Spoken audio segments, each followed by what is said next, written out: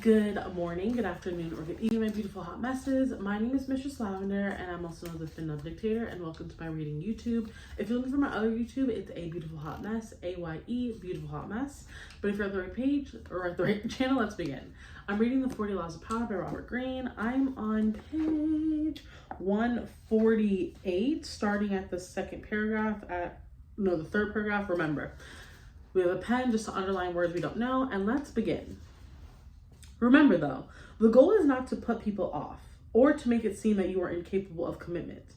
Like the Virgin Queen, you need to stir the pot, excite interest, lure people with the possibility of having you. You have to blend to their attention occasionally, then, but never too far. The Greek soldier and statesman Alcibiades played this game to perfection. It was Alcibiades who inspired and led the massive Athenian armada that invaded Sicily in 414 BC. When envious Athenians back home tried to bring him down by accusing him of trumped up charges, he defected to the enemy. The Spartans, instead of facing a trial back home, then after the Athenians were defeated at Syracuse, he left Sparta for Persia. Even though the power of Sparta was now on the rise. Now, however, both the Athenians and the Spartans courted Alcibiades because of his influence with the Persians, and the Persians showered him with honors because of his power over the Athenians and the Spartans. He made promises to every side but committed to none, and in the end he held all the cards. If you aspire to power and influence, try the Alcibiades tactic. Put yourself in the middle between competing powers. Lure one side with the promise of your help. The other side, always wanting to outdo its enemy, will pursue you as well. As each side vies for your attention, you will immediately seem a person of great influence and desirability. More power will occur to you than if you had rashly committed to one side. To perfect this tactic, you need to keep yourself inwardly free from emotional entanglements, and to view all those around you as pawns in your rise to the top. You cannot let yourself become the lackey for any cause. In the midst of the 1968 U.S. presidential election, Henry Kissinger made a phone call to Richard Nixon's team. Kissinger had been allied with Nelson Rockefeller, who had unsuccessfully sought the Republican nomination. Now, Kissinger offered to supply the Nixon camp with valuable inside information on the negotiations for peace in Vietnam that were then going on in Paris. He had a man on the negotiating team keeping him informed of the latest developments. The Nixon team gladly accepted his offer. At the same time, however, Kissinger also approached the Democratic nominee Herbert Humphrey and offered his aid. The Humphrey people asked him for inside information on Nixon, and he supplied it. Look, Kissinger told Humphrey's people, I hated Nixon for years. In fact, he had no interest in either side. What he really wanted was what he got. The promise of high-level cabinet posts from both Nixon and Humphrey. Whichever man won the election, Kissinger's career was secure. The winner, of course, was Nixon, and Kissinger duly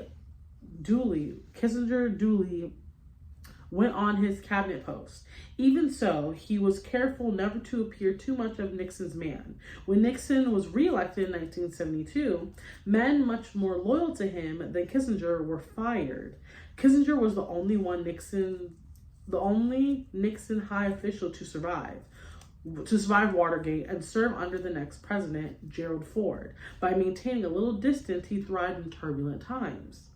Those who use this strategy often notice a strange phenomenon. People who rush to the support of others tend to gain little respect in the process, for their help is so easily obtained, while those who stand back find themselves besieged with supplicants. Their aloofness is powerful, and everyone wants them on their side. When Picasso, after early years of poverty, had become the most successful artist in the world, he did not commit himself to this dealer or that dealer, although they now besieged him from all sides with attractive offers and grand promises. Instead, he appeared to have no interest in their services. This technique drove them wild. As they fought over him, his prices only rose. When Henry Kissinger, a U.S. Secretary of State, wanted to reach détente with the Soviet Union, he made no concessions or consolatory, what? Do I not know words? Gestures, but courted China instead. This infuriated and also scared the Soviets. They were already politically isolated and feared further isolation if the United States and China came together.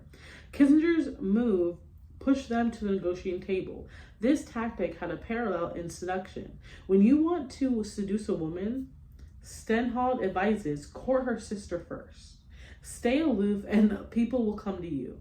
It will become a challenge for them to win your affections. As long as you imitate the wise virgin queen and stimulate their hopes, you will remain a magnet of attention and desire. I'm messing up so much, but I'm reading.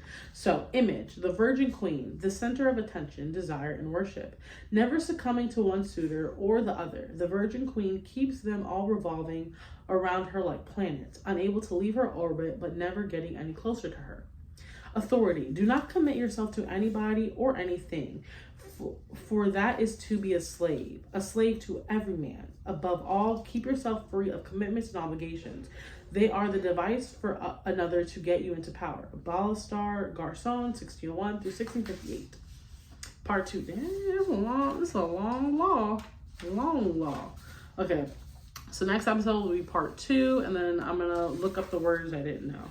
But yeah, again, my name is Mistress Lavender. Thank you so much for joining my reading YouTube. Again, go ahead and support the channel and look at the links down below. And go ahead and like, comment, and subscribe, and turn your post notifications on. And yeah, I'll see you tomorrow because I try to read every day. I'm doing good. I'm trying to read every day. But yeah, go ahead and drink some water, eat some food, tell yourself you love yourself, brush your teeth, floss, water floss, go outside, touch some grass. And yeah, have a great day. And if it's your birthday, have a great day. And if it's not, I'm just happy you're alive with me yet another day. And I'll see you tomorrow. Duh.